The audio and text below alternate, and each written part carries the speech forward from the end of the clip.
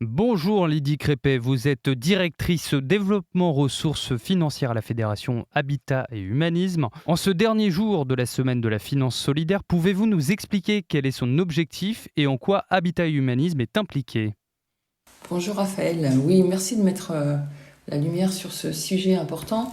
Euh, la semaine de la finance solidaire, sa vocation c'est de faire connaître justement cette finance solidaire au grand public, puisqu'on se rend compte qu'il y a beaucoup de personnes qui ont envie de placer de façon utile, responsable, locale leur argent, mais finalement c'est assez peu connu comment on peut le faire. Puis juste le terme de finance, des fois ça peut faire peur.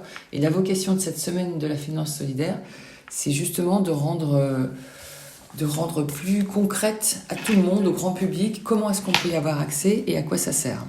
Et pourquoi c'est important pour Habitat Humanisme d'en faire partie? Parce que cette finance solidaire, ça fait complètement partie de l'ADN et des racines d'Habitat Humanisme. Habitat Humanisme, je le rappelle, il a été créé il y a près de 40 ans maintenant par Bernard Devers à Lyon. Et la volonté de son fondateur, c'était de pouvoir allier l'économique et le social pour permettre la réinsertion de personnes fragiles par le logement.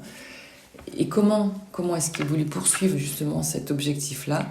C'est en créant des outils économiques adaptés à cette finalité sociale. Et c'est justement par la finance solidaire, par une première foncière qui s'appelle la foncière d'habitat humanisme, qui existe depuis 35 ans, qui nous permet de financer notre parc immobilier. C'est près de 6000 logements aujourd'hui, et qui permet aussi à des investisseurs responsables de pouvoir participer à cette belle cause.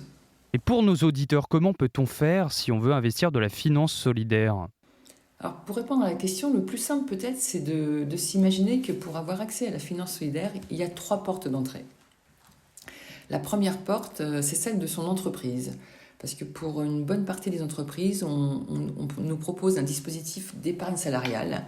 Et dans cette épargne salariale, on peut choisir d'investir auprès d'un fonds solidaire.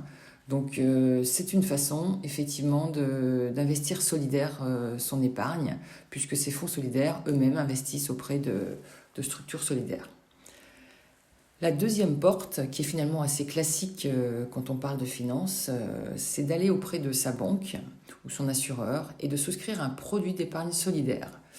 Alors ça peut être quoi? Ça peut être un livret classique finalement, mais qui a un petit plus, c'est qu'il a un volant de solidarité, c'est-à-dire que c'est un livret qui partage une partie des intérêts auprès d'une structure solidaire. Habitat Humanisme a été pionnier dans ces produits d'épargne et a des accords avec la plupart des banques. Donc voilà, on choisit en fait à quelle hauteur on veut partager ses intérêts et auprès de quelle structure. On peut aussi avoir accès à des produits financiers. Chez Habitat Humanisme, par exemple, on a un fonds commun de placement qui s'appelle Solidarité Habitat Humanisme qu'on peut souscrire et qui permet aussi de partager son revenu avec Habitat Humanisme.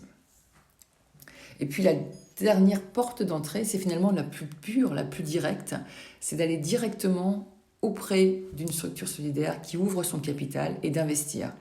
Et c'est notamment le cas des 2 foncières d'Habitat Humanisme qui permettent à un investisseur de pouvoir avoir accès à des actions qui sont donc un produit 100% solidaire et à impact, et sur lequel on peut réaliser une économie d'impôt à hauteur de 25%. Actuellement, la foncière d'Habitat Humanisme est en augmentation de capital, donc c'est le bon moment pour y avoir accès. Merci beaucoup Lydie Crépet, je le rappelle, vous êtes directrice développement ressources financières à la Fédération Habitat et Humanisme. Très belle journée à vous.